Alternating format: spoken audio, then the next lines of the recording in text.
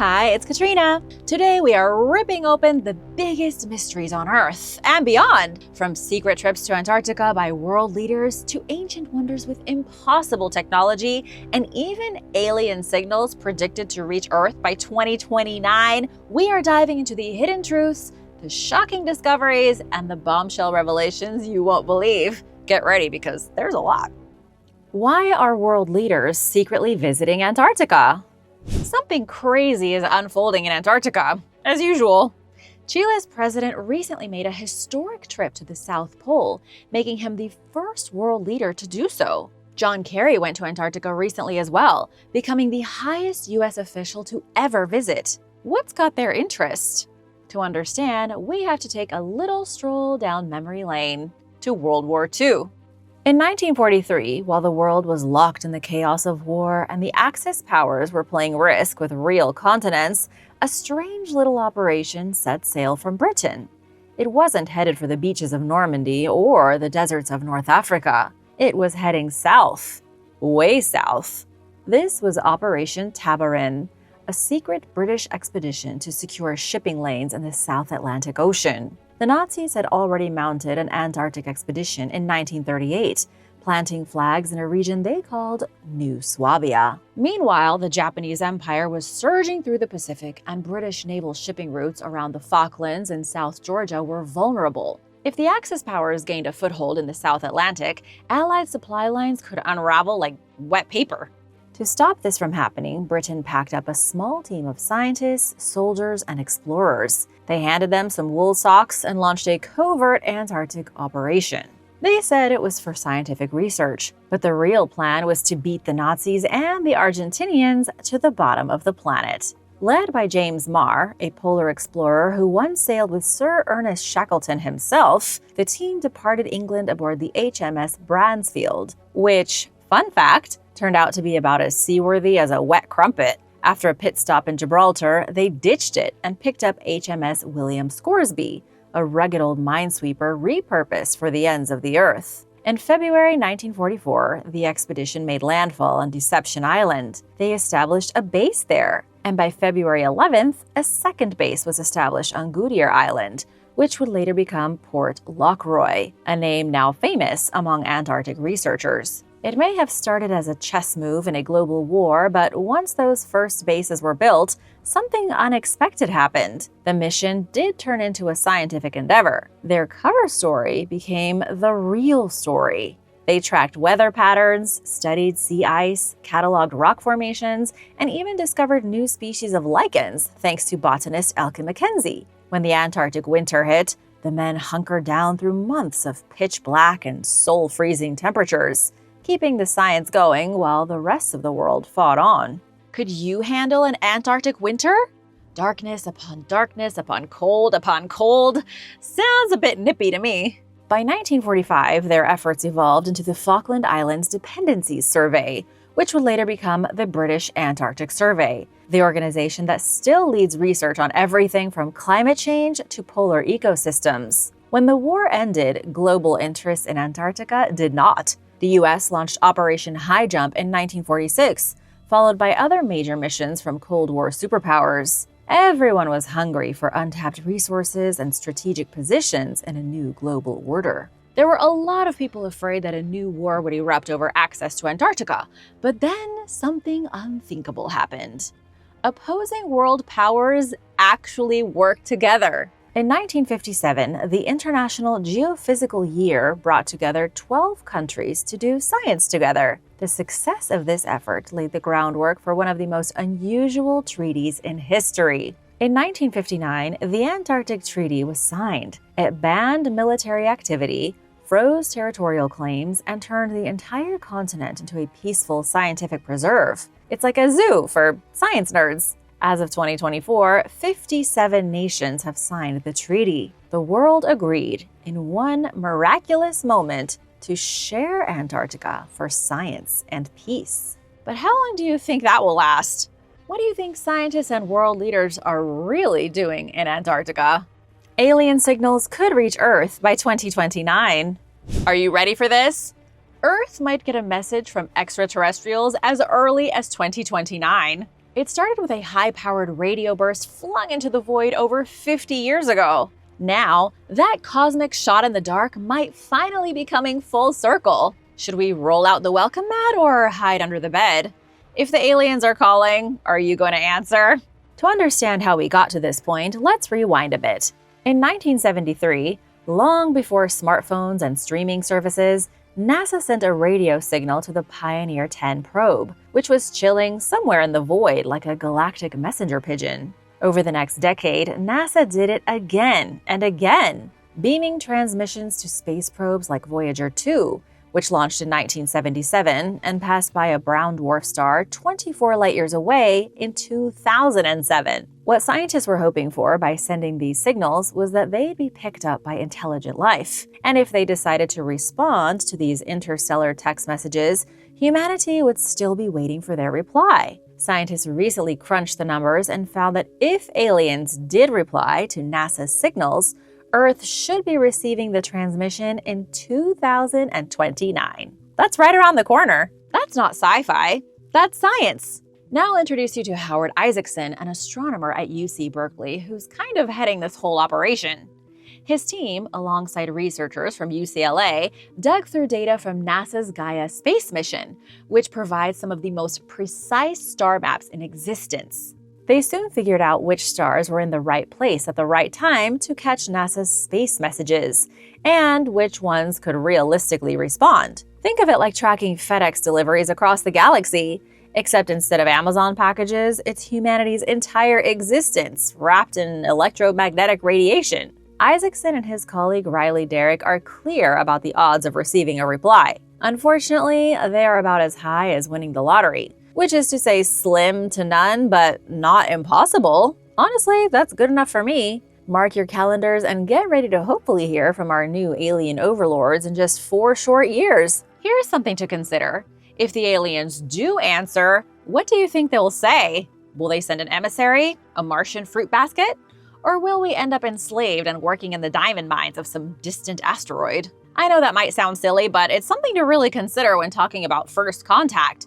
If the aliens are anything like humans, but a little bit more advanced, it might be like the Spanish arriving in the New World, and we all know how that turned out. This, my friends, is the next step in human history. If aliens are out there, one day, sooner or later, they are going to find us. And when that happens, things will change forever. And now for a quick break because it's shout-out time. I want to give a big thank you to Christy Barker and Troy from Wisconsin. Hi guys! Thanks so much for watching and supporting this channel. If there's a topic you'd like me to cover, let me know in the comments below. The hunt for the fifth force. This isn't just any space rock. It's a mystery that could change the game forever. Somewhere in deep space, a lonely asteroid named Bennu quietly cruises through the darkness. It's just a space rock doing its thing, floating aimlessly through the void. But to a growing number of physicists, this space rock isn't just another floating chunk of cosmic leftovers. It might be the key to breaking physics wide open. Bennu is currently at the heart of one of science's most tantalizing questions, which is there a fifth fundamental force of nature? A fifth element, if you will? Let's start with the basics. According to the standard model of physics, everything we know, every atom, every galaxy, every baby Yoda, is held together or torn apart by 4 forces. You already know gravity, the force that keeps your coffee mug from flying up to your ceiling. There's also electromagnetism, the force behind electricity, magnets, and Wi-Fi range. The third is strong nuclear force, which keeps atomic nuclei from exploding. And lastly, weak nuclear force makes radioactive stuff do radioactive things. Pretty tight system, right? But since the 1980s, physicists have had this sneaky suspicion that there is a fifth force, a hidden force that explains things like dark matter, dark energy, and why the universe sometimes acts like it's got a cheat code for physics. I don't want to say it's the force, the one Jedis use, but I'm not going to say it isn't either. Remember about 100 years ago when people thought diseases were caused by smells? Scientists always think they know everything, but they don't always. Over the last few decades, researchers have thrown around names like anti-gravity and quintessence. And in 2015, the Hungarian Academy of Sciences found a mystery particle 30 times heavier than an electron. Fermilab scientists in the US even hinted in 2023 that they were this close to discovering it. And then, nothing. No hard proof, just weird anomalies. Which is why the search has now turned to space. Because if labs can't catch this phantom force on Earth, maybe they'll find it on an asteroid. Discovered in 1999 and watched more closely than your ex's Instagram during a breakup, Bennu is one of the most dangerous near-Earth asteroids in the solar system. That's because it's headed towards Earth and might crash right into us. It's also behaving a little strangely, and scientists suspect it might be influenced by the elusive fifth force. The idea is that by analyzing and tracking Bennu, scientists will be able to watch for its orbit to deviate. If its orbit changes and all known forces are accounted for, like gravity and solar radiation, then there must be an invisible, unknown force changing its trajectory. There could be an invisible hand nudging the asteroid, and that invisible hand could be the fifth force, a key to unlocking dark matter and the absolute secrets of the universe. This is a huge, huge deal for science. The research team, led by Yu Dai Tsai, used all available tracking data, optical, radar, radio, to analyze Bennu's trajectory with surgical precision. They published their findings in Nature Communications Physics. Unfortunately, the conclusion was basically nothing. They found absolutely nothing. The fifth force remains only a theory. One that, if discovered though, could fundamentally change human understanding of life, existence, space, and time. No big deal, right? Let me know your thoughts on this mysterious force in the comments. And don't go anywhere because we're about to find out if the Illuminati really controls the world. The world run by lizard people. Okay, my lovely viewers, I have a message for you. The Illuminati is real and they are hoarding alien technology that could have solved climate change years ago. And they are never going to give it up. For years, people have been saying the Illuminati are a group of lizard-like humanoids controlling every single thing on the planet. Normally, those people are conspiracy theorists. But this time, the guy shouting, "It was the Illuminati," is none other than Paul Hellyer, former Canadian Minister of Defense. Canada, land of maple syrup and mild manners, apparently also dabbles in government officials who believe aliens came down, handed us clean energy technology, and the Illuminati stuffed it in a dusty closet behind the fossil fuels. Paul Hellyer came forward with these accusations. He outright said in public that aliens gave humans energy technology to leave fossil fuels in the dust, and a shadowy group of elites took that technology and hid it as deep as they could, thereby ensuring that humanity continues its reliance on goopy dead dinosaurs, aka oil. What I find amazing about this is just how high up Paul Hellyer is. When he dropped this bombshell on his podcast only a couple of years ago, he was one of, if not the highest-ranking politician to ever make the claim that the Illuminati are real. Here's a direct quote from Paul. "You've got a secret cabal that's actually running the world, and they've managed to keep this technology under wraps until they can cash in the trillions of oil assets that they've got." This is straight from the guy who led the Canadian Defense Force in the 1960s. Should we believe Paul? The Cleopatra Controversy. Let's take a break from the conspiracies to take a look at one of the year's most shocking archaeological mysteries.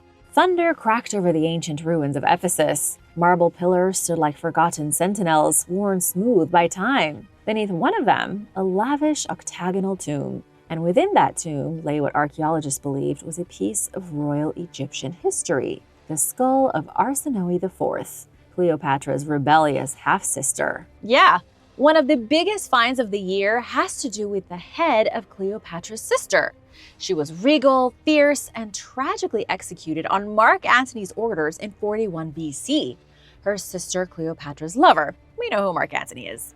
I know. What kind of person falls in love with the guy who murders their sibling? Don't be too harsh on old Cleo, though. In those days, families were a little different. You could hook up with the guy who murdered your sister and it was no big deal. After all, Cleopatra did marry 2 of her own brothers when they were only 12. It happened 2,000 years ago and it's still a little disturbing. Cleopatra's sister, Arsinoe IV, was said to rest underneath the ruins of Ephesus. The discovery of her skull had archaeologists throwing their hats in the air in celebration. Then everything fell apart. Science crashed the party like an unexpected DNA test at a family reunion. Sorry, Dave, you are not the father. The skull turned out to not belong to Arsinoe.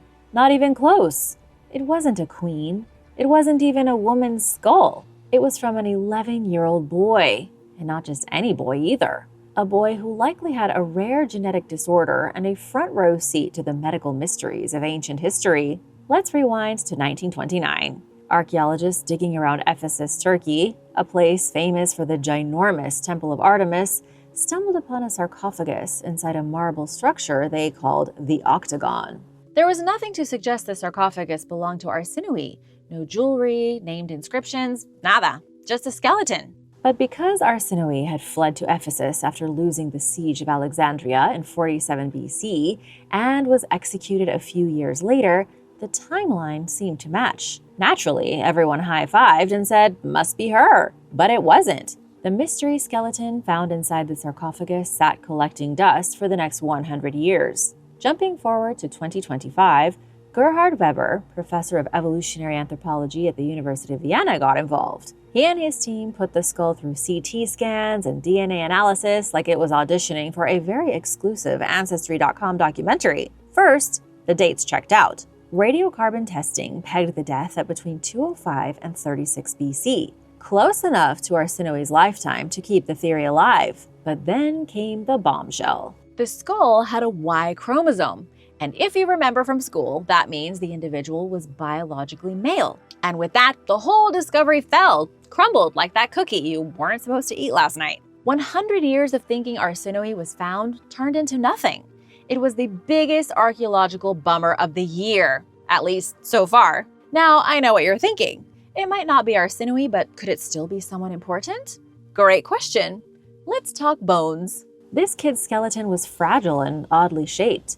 One of his cranial sutures, the zigzag lines on your skull that you can only see after you've been scalped, had fused way too early. This is something that usually doesn't happen until you're old enough to get Social Security. His jaw was a mess, with an upper jaw that looked like it had been drafted by Picasso, and teeth that never quite joined the chewing party. These bizarre features point to a condition called Treacher-Collins syndrome. It's super rare and messes with how the face and skull develop. Think slanted eyes, tiny jaws, and serious dental issues. Unfortunately, the DNA left behind wasn't strong enough to confirm it, but the physical signs were solid clues. The Treacher-Collins syndrome is the only clue to finding this young boy's identity. And while it may not seem like a good clue, it actually is. But only because the syndrome is something that could have come about as a result of incest. And who were the most incestual of them all? Egyptian royalty. Nobody has ever managed to beat Egyptian royalty's love of keeping it in the family. Not the Lannisters, not even the Habsburgs. It's possible the skeleton belongs to someone in the royal family, possibly a son of Cleopatra or even her sister that isn't recorded in the history books. This could be Cleopatra's nameless, long-lost, completely forgotten love child. But it also could be anyone. And that, perhaps, is the greatest mystery of all. Is the Great Pyramid an ancient power plant? For over 4,500 years, the Great Pyramid of Giza has sat like a stone riddle on Egypt's desert stage. Tourists gawk at its symmetry. Scholars debate its blueprints. Conspiracy theorists bring up aliens an awful lot. But what if the truth was even weirder than conspiracy fiction? Scientists just hit the ancient structure with electromagnetic waves, and the results were astounding. Turns out, when you zap the Great Pyramid with certain radio frequency waves, it amplifies the energy and focuses it into specific chambers like it's trying to signal the cosmos, or maybe power something a little closer to home. Scientists could not believe their eyes when the Great Pyramid absorbed the energy beamed at it, and they barely even zapped the structure. If they hit it with even more powerful radio waves, could they turn the pyramid on? Would it suddenly lurch to life and start emitting energy? One of the scientists involved in this incredible project is Christopher Dunn, a retired aerospace engineer who has spent over 3 decades poking holes in the standard Egyptology narrative. Christopher isn't some nutjob spouting speculative theories.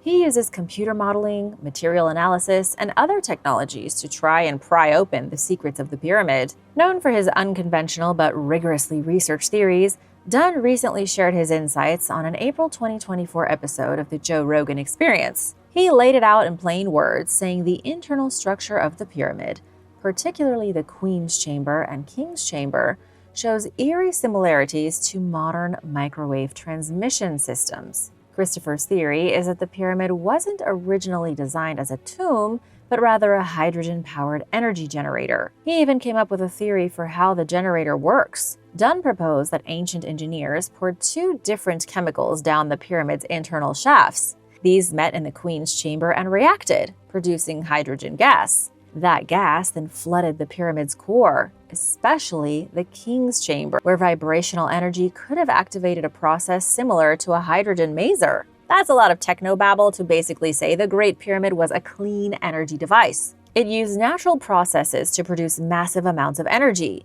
The only thing Christopher couldn't determine was what the energy was used for. What did a civilization with primitive stone, bone, and copper technology do with a massive 450-foot-tall generator? Scientists have never found any pieces of modern technology that could have used electricity in ancient Egypt. No light bulbs, no toasters, no TVs. So, what the heck was it for? Dunn and others like him argue that the Egyptians may have had access to highly advanced knowledge that's been lost or buried over time. They didn't plug in solar panels or install Tesla coils, but their precision engineering, chamber resonance, and alignment with Earth's energy fields suggest they were playing a much smarter game than history has given them credit for. Could they have used their pyramids to power alien technology? And could that alien technology have all been taken off this planet by the aliens at some time in the distant past? It could explain why nothing advanced has ever been found, except of course these huge triangle-shaped battery packs.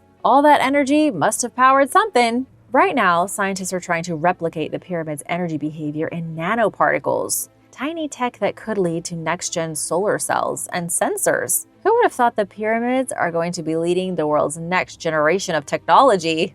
Is manna from the Bible secretly alien algae? If hangry had an origin story, the desert was scorching, the food supply was non-existent, and the Israelites were hangry. Not just late to brunch hangry either. This was the kind of hunger a man gets when he's forced to wander across the desert for 40 years. You try trekking across a barren wasteland for 4 decades on an empty stomach, you'd be hangry too. Just when it looked like the world's first road trip was about to end in mass starvation, the sky pulled a surprise delivery move. God phoned up Uber Eats and had them deliver something called manna to the Israelites. It fell from the heavens, a strange, divine takeout order of flakes of energy. It's like when you feed your fish with the little fish flakes and they float down to the bottom. This was God sprinkling manna from the heavens to float down and feed the Israelites. While the book of Exodus might fail to mention whether it came with fries or a dipping sauce, the book does say it showed up with the morning dew. It had to be collected before it melted in the sun, and it tasted like honey wafers. God handed out free frosted cereal that evaporated if you hit the snooze button. But was this manna some sort of real energy source? Or is it just a fantasy cooked up by the Bible's authors? Some scholars think manna was a sugary plant secretion. According to Exodus 16:1-36 and Numbers 11:1-9, manna looked like coriander seed. It was white, and once baked, it tasted sweet. Some texts say it resembled bdellium, a shiny resin from trees in places like Ethiopia and Eritrea. The Bible also tells us that if the Israelites tried to store the manna overnight and save it for later, it would start breeding worms and stink like a bucket of shrimp left in your car on a hot day. Okay, that even grossed me out. I don't know why I made such a nasty comparison. While Christians often accept the Bible as truth, scientists are a little more skeptical. In 1978, engineer George Sassoon and writer Rodney Dale co-authored a book based on the Zohar, a 13th century Kabbalistic text. According to their theory, what the Bible called manna came from a literal manna machine, a sort of biblical 3D food printer powered by a compact nuclear reactor, which they claimed was hidden in the Ark of the Covenant. So the Ark of the Covenant was essentially a replicator from Star Trek. Got it. Cool. Good to know. According to Sassoon and Dale, the machine churned out edible algae, which explains how the Israelites managed to stay alive while wandering around a desert that had 0 Whole Foods. It also explains why the food went back after only 1 day. Algae isn't exactly pemmican. The question Sassoon and Dale failed to answer is, where did the manna machine come from? If the Israelites had this magical machine, surely someone gave it to them. And God doesn't hand out replicators or nuclear reactors, so who does? Yep, it always comes back to the aliens. What if ET gave humans a machine that would produce limitless food without needing to be plugged in? And what if it worked forever? And what if that machine is still in the Ark of the Covenant, buried under some dusty hill in the Middle East somewhere? Yeah, think about that. And hit the subscribe button if you haven't already. When the US military waged a secret meme war, the world was on fire, figuratively and in some places literally. It was 2020, and the COVID panini was tearing across the globe like it had backstage passes to every major city and your uncle's immune system. Hospitals overflowed, economies buckled, and most of us were baking sourdough bread in emotional distress. During this chaos, as scientists scrambled to create life-saving vaccines, one global superpower was waging a covert Twitter war, not against the virus, but against the cure. Can you guess which superpower that was? According to a bombshell investigation by Reuters that was just released a few days ago, the US military rolled out a clandestine anti-vax propaganda campaign in the middle of the pandemic. Anti-vaccine sentiment was fueled by the military-industrial complex to make the American people afraid and distrustful of the vaccine. Why would the Pentagon do something so anti-health? Because they wanted to undermine trust in China's COVID response, especially in places like the Philippines, where Chinese aid and vaccines were being delivered faster than Western alternatives. This is not a conspiracy, friends. This is a major investigation that's been going on for years, accumulating in this bombshell report that, quite frankly, isn't too surprising when you know about the crazy stuff the CIA, DoD, and other government agencies have been up to since the 1940s. So, how did Uncle Sam pull this off? By going full keyboard warrior. Fake accounts pretending to be Filipinos flooded platforms like Twitter with posts trashing Chinese medical supplies, things like face masks, test kits, and Sinovac, China's homegrown vaccine. The slogan plastered across hundreds of posts was #ChinaAinsVirus, which means China is the virus. Subtle, guys, subtle. One viral post went like this, but it was a bot. A bot used to fuel rage. A bot to fuel anti-Chinese sentiment. Remember how racist a whole lot of people suddenly got during COVID to people of Asian descent? That was intentional. It was designed. Reuters investigators found at least 300 fake Twitter/X accounts that fit the description of this US PSYOP campaign. Most were created in mid-2020, pushing the same anti-China vaccine fear day after day, tweet after tweet. The Pentagon's meme factory didn't stop at Southeast Asia. They reportedly expanded the operation to Central Asia and the Middle East, tailoring fear-bait posts to local audiences, especially Muslims. One tactic was emphasizing the possibility that Chinese vaccines contain pork gelatin, which could make them haram or religiously forbidden. Crazy, right? This was the US in full propaganda mode, making an entire religion afraid of a country's vaccine because reasons? The US always wants China to be the bad guy. There's a lot of geopolitical movement and countries fight each other in different ways, not just marketing and Twitter. There's a lot going on out there we have no clue about. We're just trying to live our lives, not worry about who shot whose satellite down or who wants to sell weapons. The investigators at Reuters are full force. The US military has not admitted to sabotaging their own people. So, who do you believe? Traces of a lost Martian civilization. This is out of this world. In the middle of a dusty Martian afternoon, the Curiosity rover, acting like the ultimate space paparazzi, snapped a photo of something truly weird. Half buried in the red soil was a mysterious chunk of stone with remarkably clean geometric edges. It looked like a piece of a ruin, a cleverly carved stone block from some ancient structure. Now, before you roll your eyes and say, Katrina, it's just a rock, consider this. Nothing else in the frame looks anything like it. No other Martian boulder had that crisp laser-cut look, as if someone ordered it from IKEA's intergalactic stonework collection. You have to admit, this thing looks artificial. It looks like someone or something carved it, perhaps with tools we can only begin to imagine. So the intriguing question remains, is this proof of a forgotten civilization on the red planet? Once upon a cosmic time, Mars might have been a lush paradise. Scientists are increasingly convinced that early Mars boasted a thick Earth-like atmosphere, breathable oxygen, flowing water, and possibly even life. Essentially, Mars may have been Earth's beta version, an Earth 0.5. And maybe, just maybe, it was home to life forms that figured things out way before we did, like how to carve blocks that look suspiciously like miniature alien Legos. Enter Dr. Jan Brandenburg, Mars' unofficial whistleblower. With a PhD in theoretical plasma physics and currently working at Orbital Technologies, Dr. Brandenburg has a pretty wild theory. He believes that traces of uranium and thorium found on the Martian surface are evidence of an atomic war. Could it be that the Martians nuked themselves into oblivion, destroying their planet in the process? If true, it might only be a matter of time until one of NASA's rovers uncovers definitive physical proof. A screw, a shard of glass, a human bone, anything. What do you think this mysterious Martian artifact is? Just a trick of light and shadow? Or something else? Thanks for watching. Don't forget to subscribe for more crazy stories like this, and I'll see you in the next one. Bye!